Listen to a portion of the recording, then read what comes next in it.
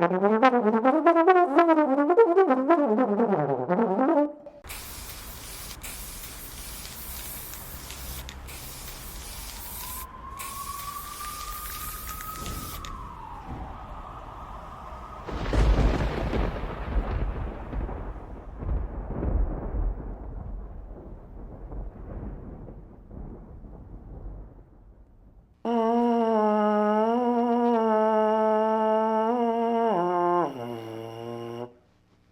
There you go.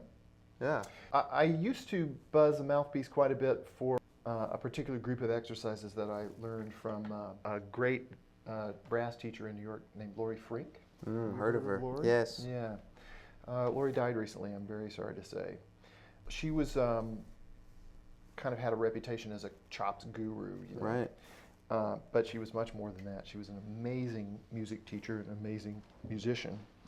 And I owe a lot of my flexibility on the horn to the stuff that she showed me to do, some of which you heard when I was warming up.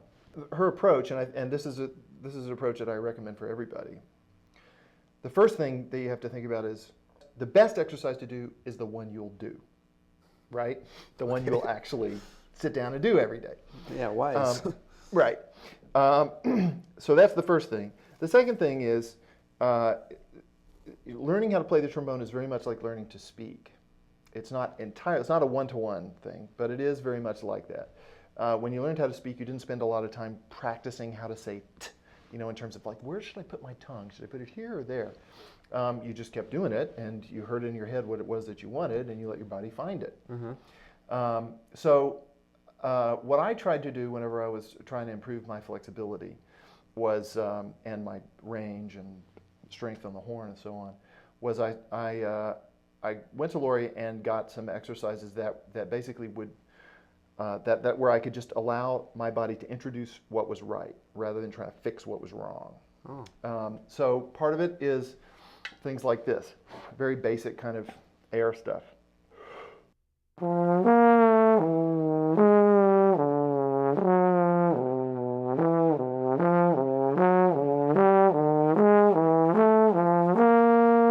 That's an exercise I give to all of my students. That's the beginning of it. You ultimately want to get to a place where you're doing this.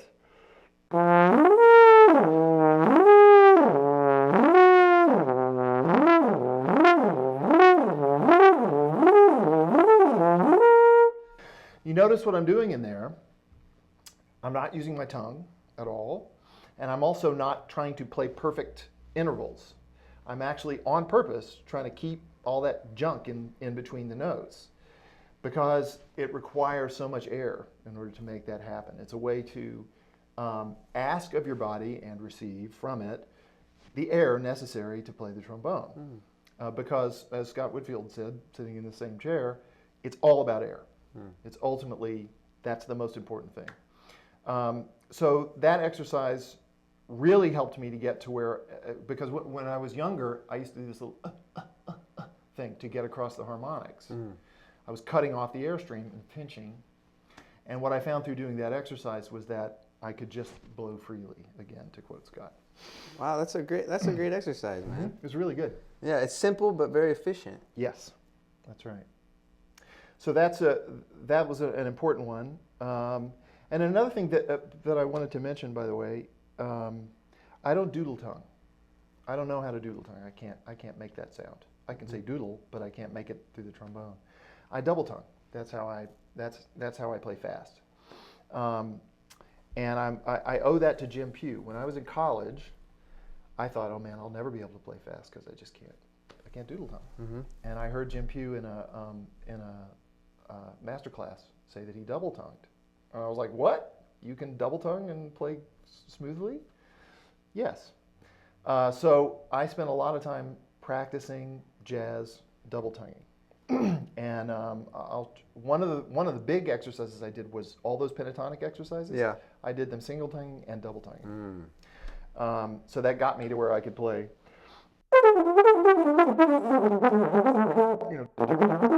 All that That's stuff. double tongue right That's there? double tonguing. Yeah. So what's the syllables coming out of you? Gudda.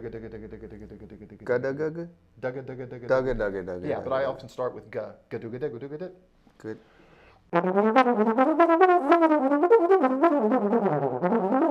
Nice. That's all double tongue. You got it real even where you can't really tell the difference of. Yeah, that's right. That's on purpose. So here's a little trick if you want to learn how to do this.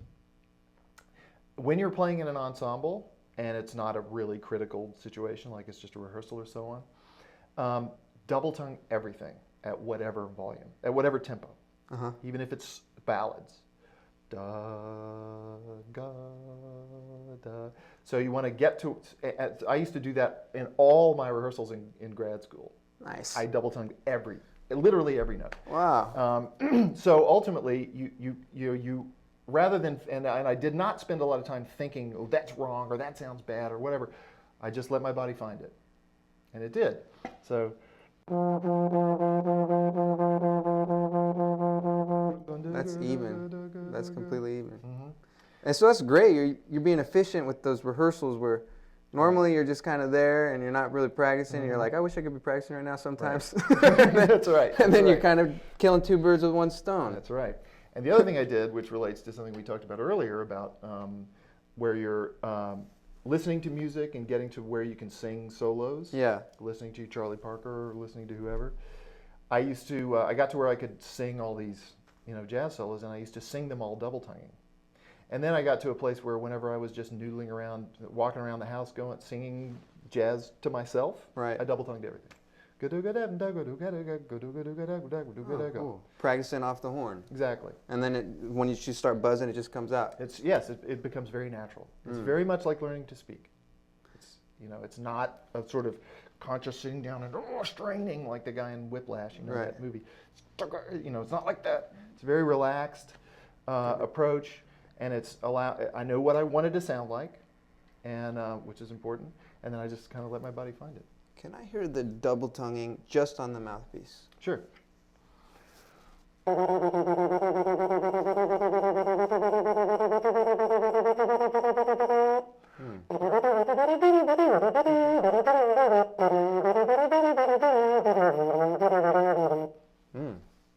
Yeah. Yeah. Do you still single tongue fast lines sometimes? Sometimes, yeah. But it's funny, as I've gotten better at it, the tempo at which I double tongue has gotten slower and slower and slower. Because where I start double tonguing, there's a kind of a break, where you can do both. And that again was on purpose. I used to. That's another thing I did a lot was I'd play Ebersold records or whatever, and I would even at this tempo.